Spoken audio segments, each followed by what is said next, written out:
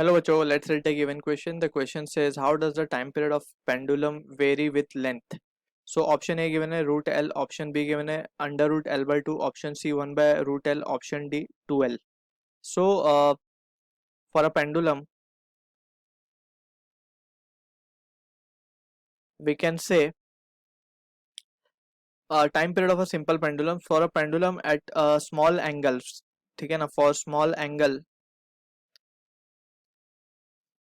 simple pendulum can be considered as SHM. And for SHM जो necessary condition है, that is F equals to minus kx. If we can represent the restoring force and in terms of this expression, that is minus kx, so we can say that will be performing that particular particle will be performing SHM, and its time period we can directly write as to be 2 pi under root m by k. ठीक है.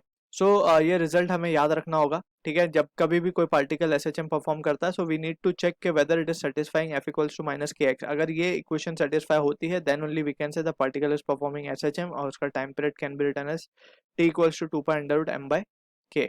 ठीक है, अब यही expression को we will use for the case of simple pendulum, and we will try to find the value of this k, और whether we are able to write this force of restoring force in terms of this expression minus kx. और अगर हम कर पाते हैं तो we will get the value of time period and we can accordingly get the relation with length. ठीक है, so we will consider a simple pendulum case over here.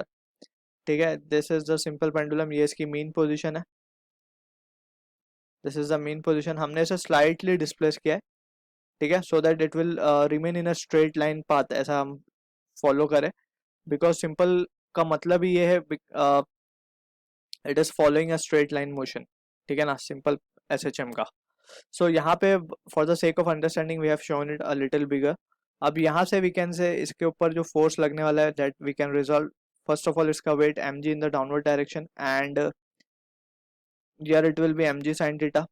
अब mg sin थीटा को अगर हम केयरफुली एनालाइज करें, so it will be the force, restoring force की तरह act कर रहा हो, और ये एंगल हमारा थीटा है बिकॉज. ठीक है, सो mg sin theta is a restoring force because हमने उसे इस तरफ डिस्प्लेस किया है पार्टिकल को. फोर्स हमने इस तरफ डिस्प्लेसमेंट किया, दैट इज x.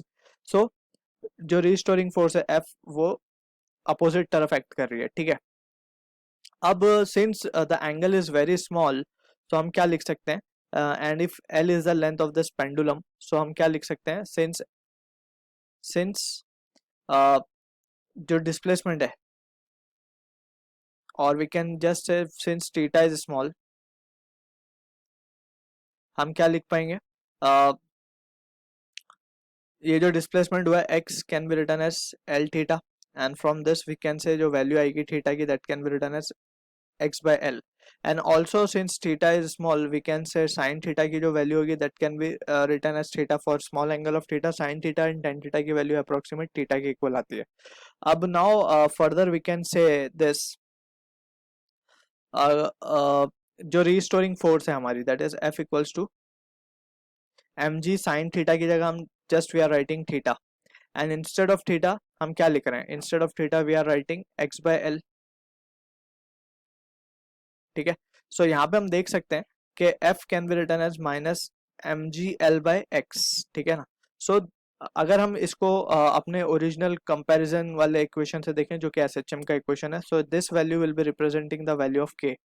ठीक, सो हम इसको रिप्रेजेंट कर पा रहे हैं in this form, so we can straight away write के जो टाइम पीरियड आ जाएगा, therefore the time period can be written as under root 2 pi under root m by k.